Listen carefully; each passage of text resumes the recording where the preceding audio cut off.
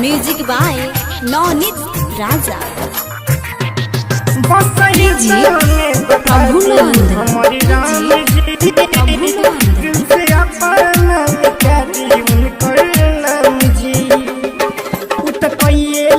सगाई दोसर के नाम के मेहदी रचाई।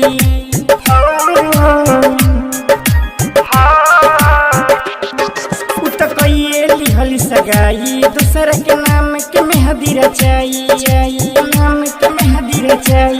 बस ये तने बता दी हमारे राम जी, दिल से अपना मिटा दी उनकर नाम जी।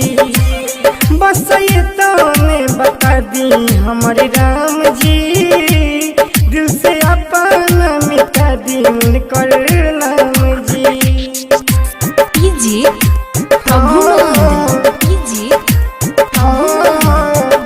म्यूजिक बाय नवनीत राजा।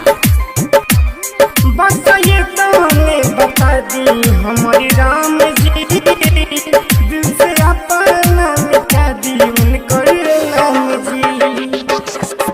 लेके खिलौना खेल गईली जब हमारा फील भइल, पतो नहीं चलल कब चकना चूर दिल भइल, चकना चूर दिल भइल। लेके खिलौना खेल गईली जब हमारा फील भइल, पतो नहीं चलल कब चकना चूर दिल भइल, चकना चूर दिल भइल। बर्बाद करके करे लिया राम जी, दिल से अपना मिटा दी उनकर नाम जी। बर्बाद करके करे लिया राम जी, दिल से अपना मिटा दी उनकर नाम जी।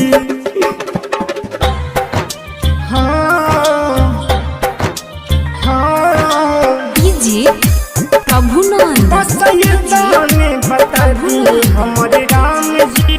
Music by Navneet Raja.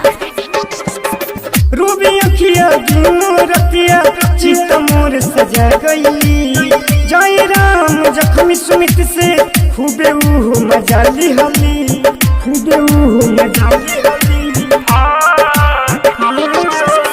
रूबी अखिया दिनों रतिया चित मोर सजा गई, जय राम विक्रम सुमित से खूबे ऊ मजा ली हली, खूबे ऊ मजा ली हली। राजा नवनीत जोरता रे शमशान जी, दिल से अपना मिटा दी उनकर नाम जी। बर्बाद करके करे लिया राम जी, दिल से अपना मिटा दी उनकर नाम जी। लिहल सगाई दूसर के नाम के मेहदी रचाई, दूसर के नाम के मेहदी रचाई। बस ये तने बता दी हमारे राम जी, दिल से अपना मिटा दी उनकर नाम जी।